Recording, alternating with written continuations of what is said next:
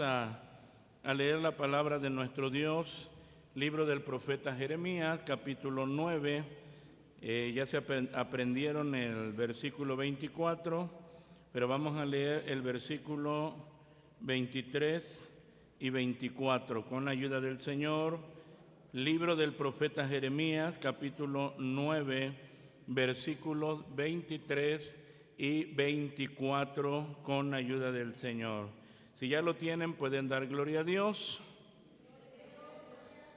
Muy bien, vamos a leerlo unidos y dice la Escritura así. Vamos a leerlo, dice: Así dijo Jehová, no se alabe el sabio en su sabiduría, ni en su valentía se alabe el valiente, ni el rico se alabe en sus riquezas, mas alábese en esto el que se hubiere de alabar, en entenderme y conocerme que yo soy Jehová, que hago misericordia, juicio y justicia en la tierra, porque estas cosas quiero, dice Jehová. Oramos al Señor. Padre de misericordia, en el nombre precioso de Cristo nuestro Salvador, nos acercamos ante ti dándote muchas gracias porque nos concedes, Señor, ya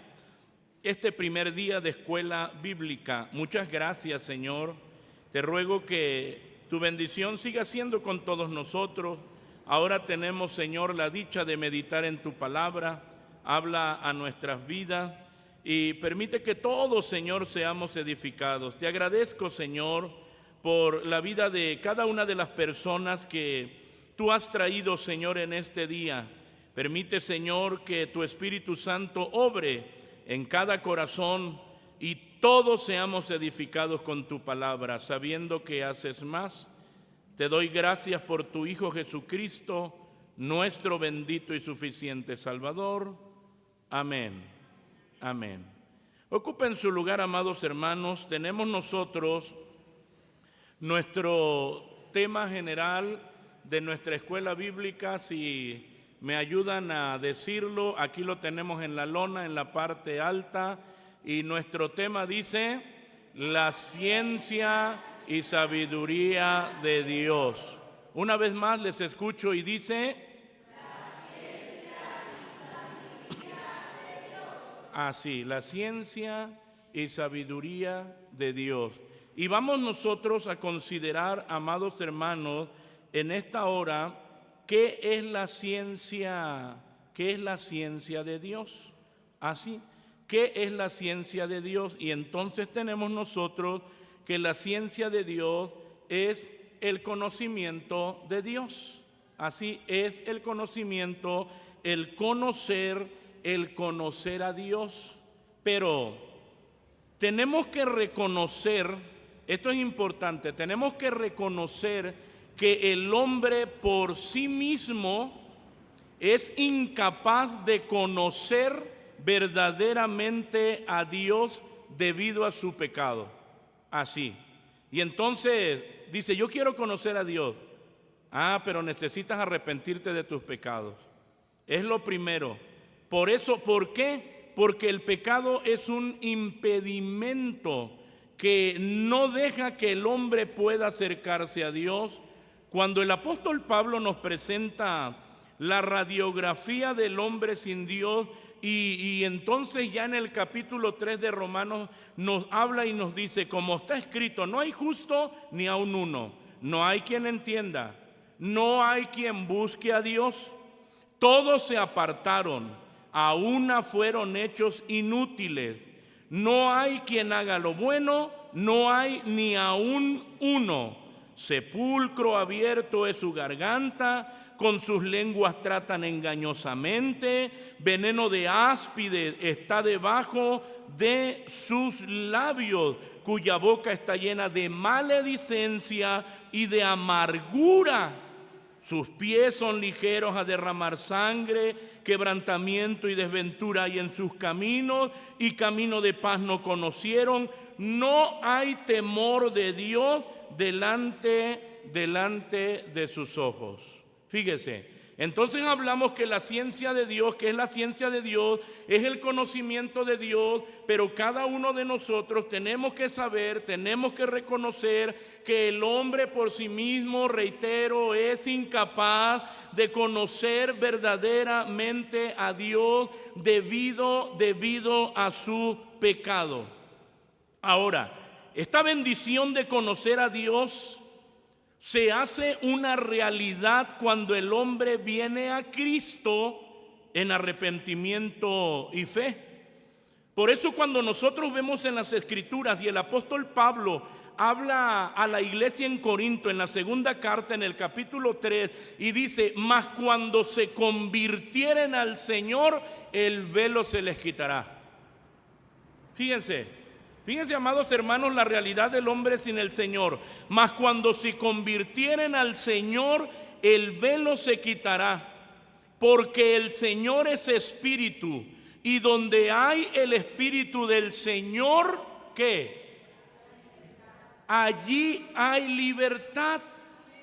Entonces, amados hermanos y amado amigo, cuando hablamos de conocer a Dios, el único camino es que tú vengas en arrepentimiento y fe a los pies de Cristo. Por eso cuando el apóstol Pablo hablaba, y vuelvo a repetir esto, cuando él dice: mas cuando se convirtieron, hasta ese momento, cuando se conviertan al Señor, dice, el velo se les quitará. Es la razón, escúcheme bien, es la razón por la cual el que no tiene a Cristo, la palabra de Dios, pues no tiene sentido, le da sueño, no es atractiva, porque hay un velo. Cuando el velo se quita, entonces uno entiende lo que decía el salmista: deseables son más que ¿qué? Más que el oro, y más que mucho oro afinado, y dulces más que la miel, que la que destila del panal. Y eso es glorioso. Entonces entendemos lo que la Biblia dice. Dice: cuando se convirtieron al Señor, el velo se les quitará. Y es ahí donde van a ver todo ese conocimiento de Dios revelado en las Escrituras, porque el Señor es el Espíritu, y donde hay el Espíritu del Señor, es decir, cuando uno cree en el Señor, el Espíritu Santo viene a ser morada en la vida del creyente, y éste tiene la libertad de Dios para poder conocerlo a través de las Escrituras.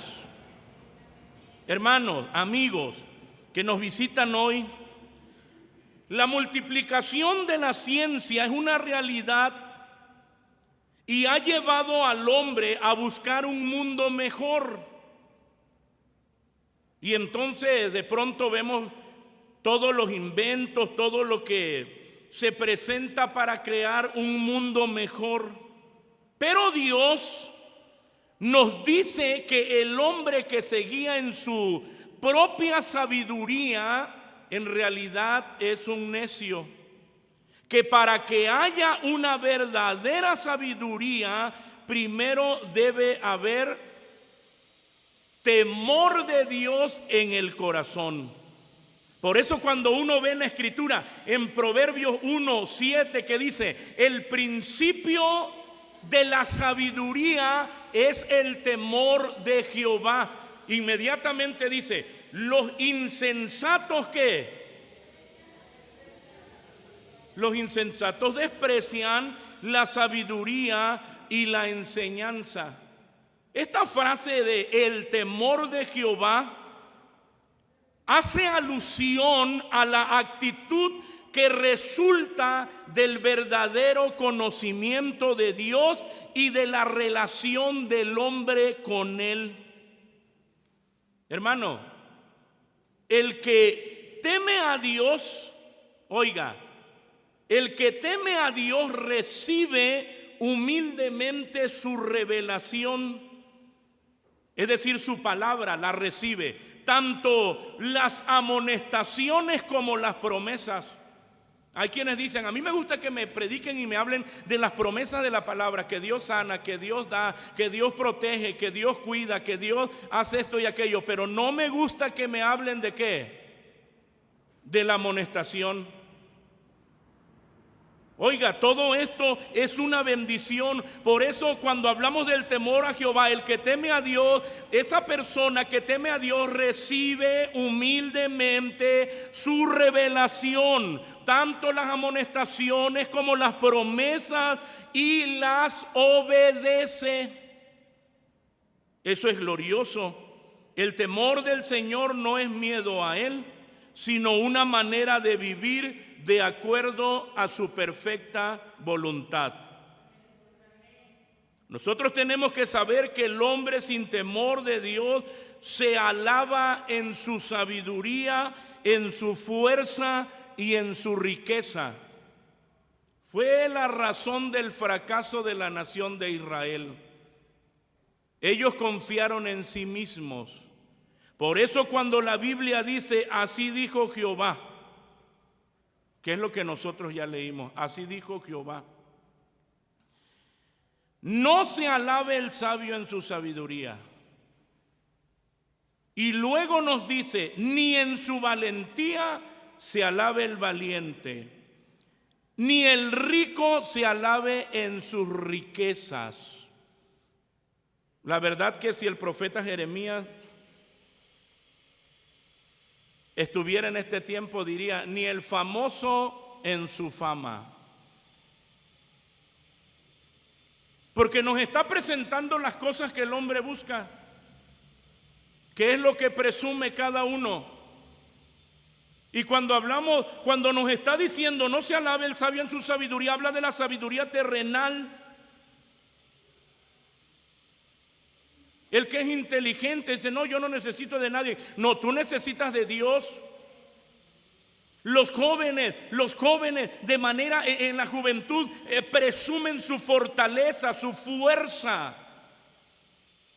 Oye, ¿necesitas a Cristo? No, yo no necesito de nadie. Tú necesitas a Cristo. Tú necesitas al Señor.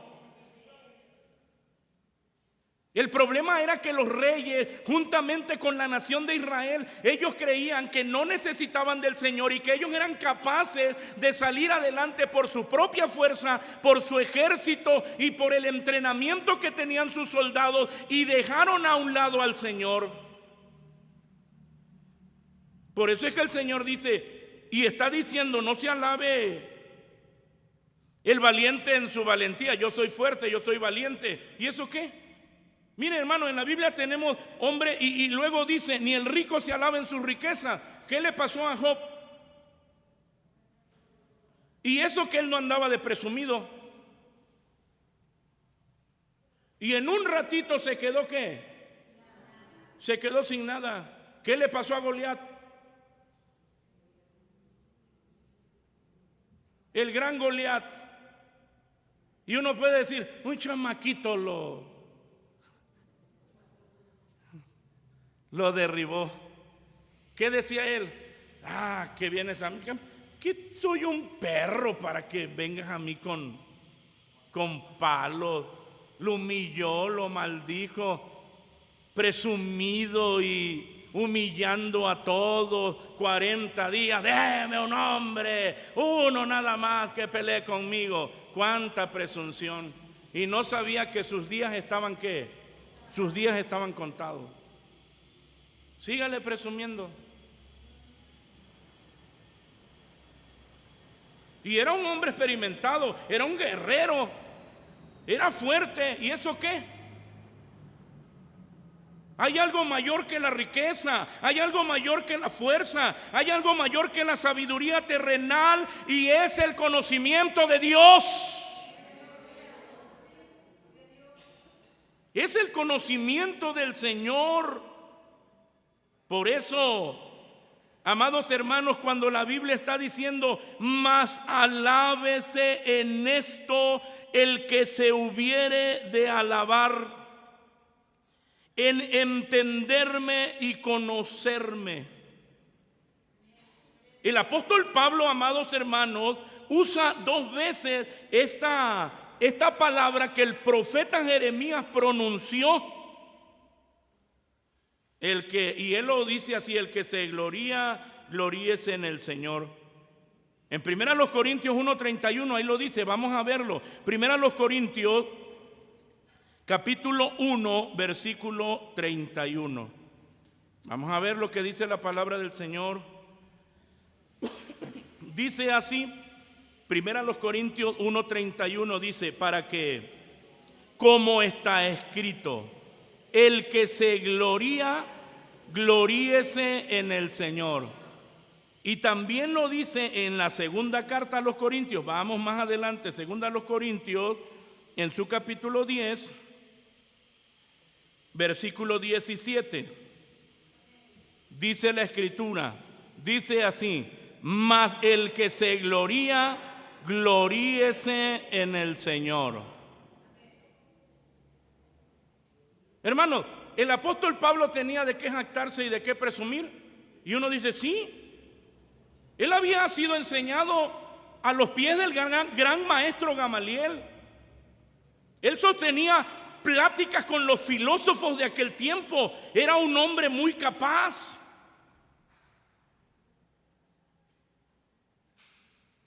Pero él siempre remitía la gloria a Dios. Por eso decía, ni mi palabra ni mi predicación fue con palabras persuasivas de ¿qué? De humana sabiduría. No, es que eso es humano, esa es humana sabiduría. Como diciendo, yo les puedo lavar el cerebro y les puedo decir esto y aquello, pero eso no es el evangelio, eso no transforma, esa no es la mayor riqueza. Lo que ustedes tienen que escuchar es la riqueza, el evangelio de vida. Por eso es que está diciendo más el que se gloría, gloríese en el Señor. El apóstol Pablo, amados hermanos, que lleva el mensaje a los gentiles, entiende el mensaje del profeta Jeremías. El hombre es nada sin la gracia de Dios. Su sabiduría, su fuerza o su riqueza no sirven para nada sin Dios.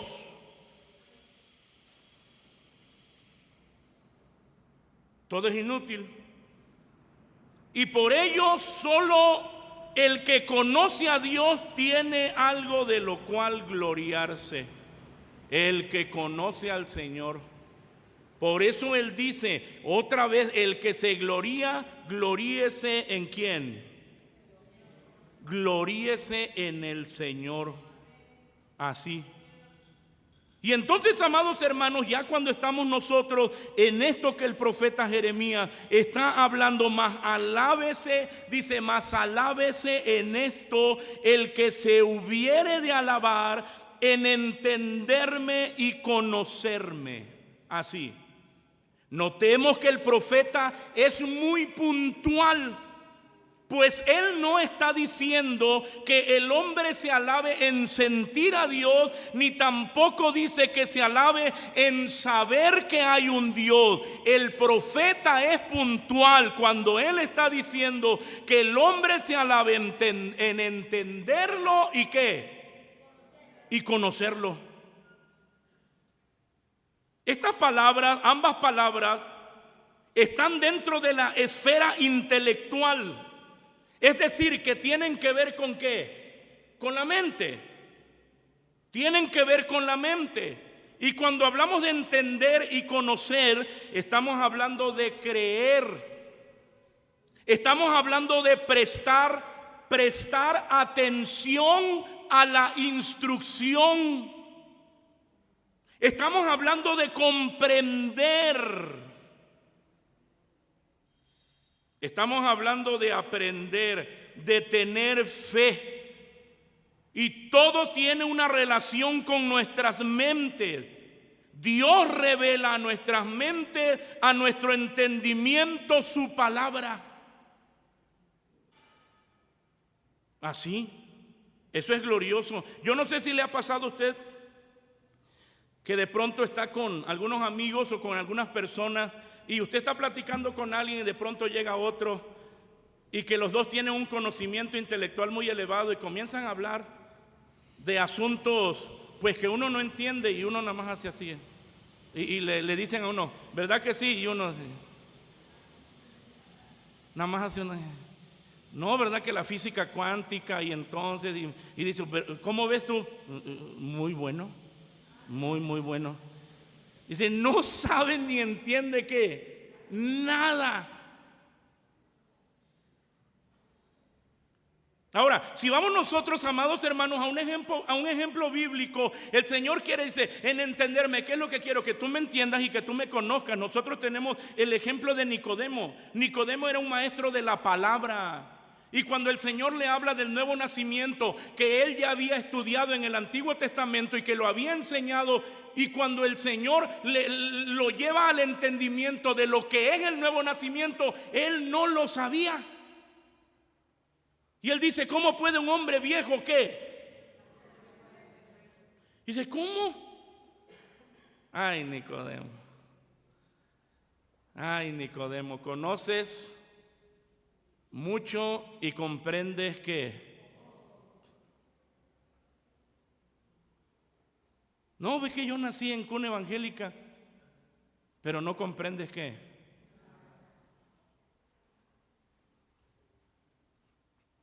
el que no naciere del agua y del Espíritu no puede ver el reino de Dios. Tienes un conocimiento intelectual, teológico, teórico, pero no una comprensión experimental.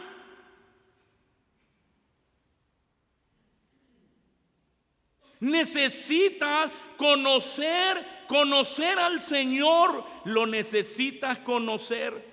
Por eso cuando el Señor está hablando en el Evangelio de San Juan y Él está hablando y dice, esta es empero la vida eterna, y dice, que te conozcan el solo Dios verdadero y a Jesucristo al cual has enviado. Aquí la palabra conozcan, la que Jesús describe la vida eterna, no en términos cronológicos o tiempo, como algunos llegar a pensar y decir la vida eterna cuando esté en el cielo. No. Sino aquí está hablando el Señor de una relación íntima y personal con Dios.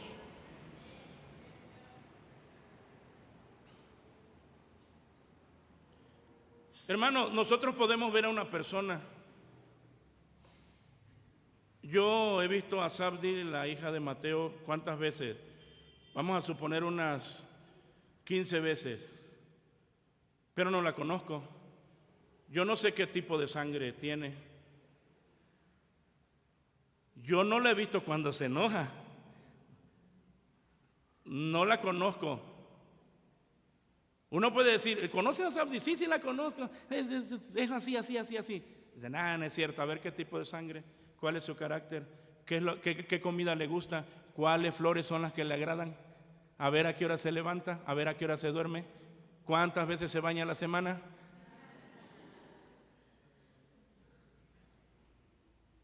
¿Se da cuenta? ¿Se da cuenta? Que te conozcan, es decir, una relación íntima con Dios. El conocimiento de Dios nos va a llevar a una relación estrecha, íntima con el Señor. Y eso es glorioso, amados hermanos. Además, el conocer verdaderamente a Dios involucra nuestro compromiso de obedecer lo que nosotros leemos o lo que nos es revelado en las Escrituras. Así. ¿Por qué? Porque conocemos a Dios. Porque conocemos a Dios. Y es lo que yo les decía el día de ayer. Cuando uno conoce a una persona, vamos a hablar de un matrimonio, uno conoce a su esposo, uno sabe, a ver qué es lo que le gusta, cuáles flores le gustan, son estas no les gustan. Porque tenemos una relación, ¿qué? Una relación íntima. Y de verdad, hermano, a nosotros nos asombra, a mi esposa y a su servidor, hermano, que muchas veces estamos tan conectados que lo que ella está pensando y lo que yo estoy pensando es exactamente lo mismo.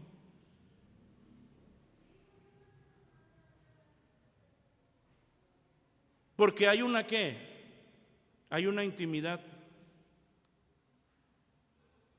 Hay una intimidad. Y esto es con Dios. Ese conocimiento nos va a llevar a esa intimidad. Y entonces nos dice la Escritura, alábese en esto el que hubiere de alabar, en entenderme y conocerme que yo soy Jehová, que hago misericordia, juicio y justicia en la tierra, porque estas cosas quiero, dice Jehová. Siguiendo aquí el versículo 24, el profeta Jeremías nos indica qué cosas debemos conocer de Dios. ¿Qué es lo que tenemos que conocer? Y ya dice que hace misericordia, a más de ello, juicio, a más de ello, justicia. A más de que nos está revelando lo que le agrada, es decir, su voluntad, cuando está diciendo, porque estas cosas que quiero. Hermano, si el Señor le pregunta a usted qué es lo que Dios pide de usted,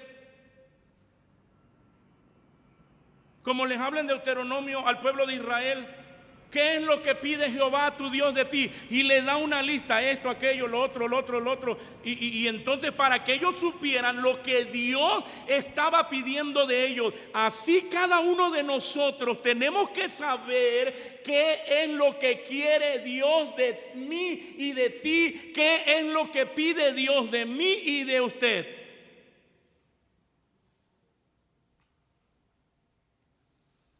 Tenemos que conocerlo. El creyente no puede andar por la vida diciendo, bueno, soy cristiano, pero no sé qué sigue. Yo no sé qué sigue. Cada uno tiene que saber por el conocimiento de Dios a través de la palabra qué es lo que Dios pide de usted. Y entonces ya aquí está mostrando, amados hermanos, dice, yo soy Jehová, que hago misericordia. Así. Y ya está revelando lo que Él quiere que conozcamos de Él. La palabra que ocupa el profeta Jeremías aquí para misericordia es la palabra hebrea Hesed, que es el amor que se extiende especialmente hacia el pobre, hacia el necesitado, hacia el miserable. En el Antiguo Testamento se usa especialmente para hablar del amor que Dios tiene por su pueblo Israel. Hermanos, esta misericordia ha sido mostrada por Dios en la elección de su pueblo, en la redención de los creyentes, en el llamado que ha hecho a cada uno de nosotros, sus hijos, en la regeneración. Esa misericordia ha sido manifestada en la justificación, en nuestra salvación. Dios ha tenido misericordia de nosotros. Todo lo que tenemos es porque Dios ha aplicado esta misericordia a usted y a mí y quiere aplicarla a usted que no es salvo. Eso es glorioso. Su misericordia. Cuando hablamos de la misericordia en el Antiguo Testamento tiene que ver con la gracia de Dios de recibir lo que no merecíamos. Se nos dio lo que no merecíamos. Nosotros merecíamos condena, pero el Señor nos dio vida. Merecíamos muerte y Él nos dio vida. Qué glorioso es el Señor, porque en su grande misericordia le ha traído a usted que no ha nacido de nuevo y que está muerto espiritualmente, y precisamente lo ha traído para darle vida. Eso es glorioso. La misericordia del Señor, decimos, es grande la misericordia del Señor. Y eso es lo que el Señor decía: yo quiero que ustedes me conozcan, que yo soy misericordioso, que yo los salvé, yo los redimí, yo los justifiqué, yo los perdoné. por pura misericordia, por pura gracia. No te lo merecías, pero te lo di. Y el que hace juicio, hermano, Dios también hace juicio y condena el pecado y no lo pasa por alto. Esto es una realidad. Dios es justo y hace juicio, condena el pecado y no lo pasa por alto. Pero es la razón, como no lo pasa por alto, es la razón por la cual Jesús murió por usted y por mí. Porque Él sabía que todas las personas merecían esta muerte eterna. ¿Y qué podíamos hacer? No podíamos hacer nada. Él sabía que estábamos condenados a muerte eterna, pero en su grande amor quiso enviar a su Hijo Jesús para que pagara el precio requerido y así satisfacer la justa ira de Dios, que no podía ser pagada con nada. El precio era muy alto. El precio de nuestra salvación no es cualquier cosa. Se pagó un precio ¿qué? Muy alto.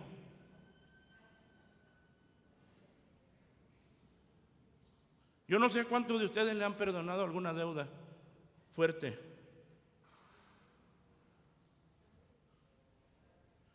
Y que uno siente que le quitan ¿qué? Dice uno, un peso de encima, otro dice una losa. Cuando nosotros miramos la obra de la cruz y el costo de nuestra salvación, que es demasiado elevado, podemos nosotros reconocer la grandeza de nuestro Señor y darle gloria. Por eso es que dice, amados hermanos, hago misericordia y juicio, porque fue en la cruz donde Dios juzgó el pecado con la muerte de su Hijo. Y aquí estamos por su misericordia. Y hace justicia. Jesús no solo paga por el pecado del pueblo de Dios, sino que también nos entrega su justicia. Esto es glorioso. Cuando el profeta Jeremías dice que Dios hace justicia en la tierra, Dios hace justicia en la tierra, declara, amados hermanos, está diciendo que Dios nos declara justos en las obras de su Hijo Jesús. Esto es maravilloso. Porque Cristo nos imputó, es decir, nos vistió de su justicia para que el Padre nos pueda ver como así, justos, limpios, inocentes. Ahora, yo quiero llevar a usted que no ha recibido a Cristo. A mí el Señor me ve limpio, pero no por mis obras, sino por lo que hizo ¿qué? Por lo que hizo Cristo. Pero mi pregunta es, usted que no tiene a Cristo, ¿cómo cree que le ve Dios Padre? Discúlpeme y perdóneme, pero le ve como el ser más sucio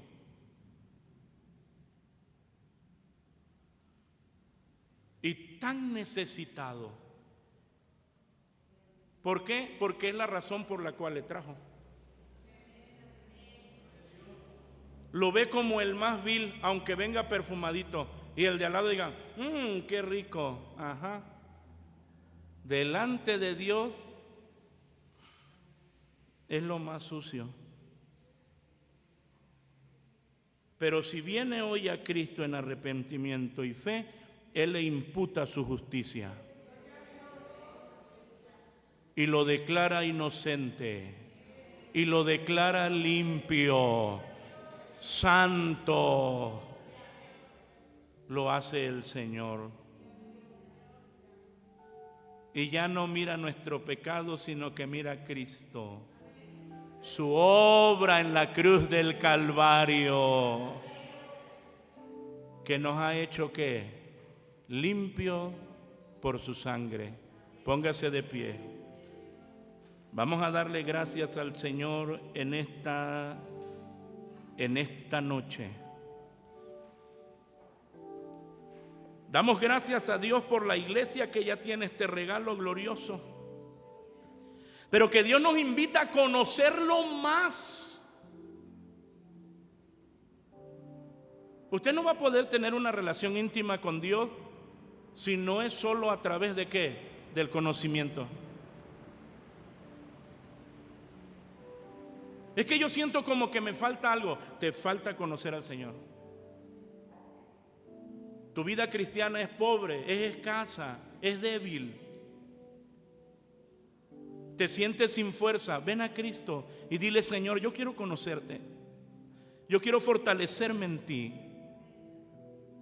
Usted que no es salvo, ¿para qué cree que el Señor le trajo? ¿Para que pierda el tiempo?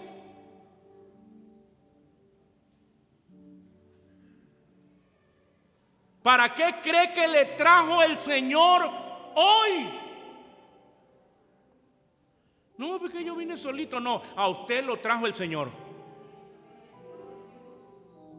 ¿Qué me invitaron? A usted lo trajo el Señor. Si ni tenías ganas de venir, pero aquí estás. Te trajo por su grande misericordia.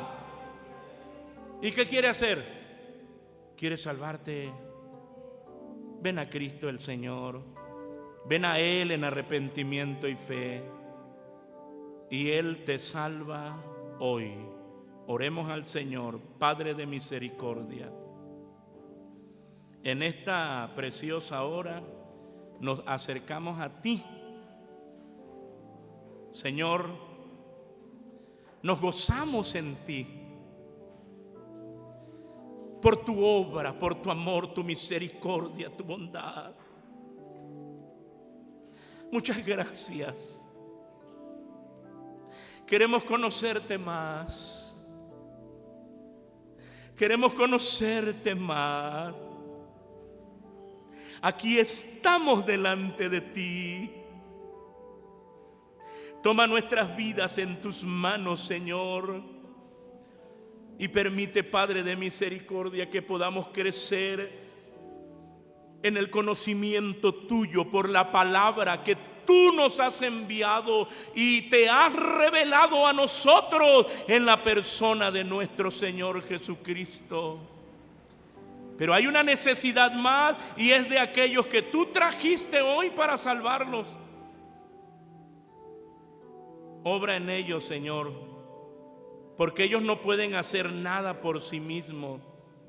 Pero tú puedes obrar en el corazón de ellos para que puedan venir, Señor, a ti en arrepentimiento y fe delante de tu presencia. Toca, Señor amado, esos corazones. Hazlo tú, Señor. Hazlo tú por el poder de tu palabra. Muchas gracias, Padre de misericordia. Muchas gracias. Glorifícate, glorifícate poderosamente, sabiendo que haces más. Te doy gracias por los méritos de Cristo nuestro Salvador. Te lo he rogado, mi buen Dios. Amén. Amén. Estemos atentos a lo que continúa. Ocupen su lugar.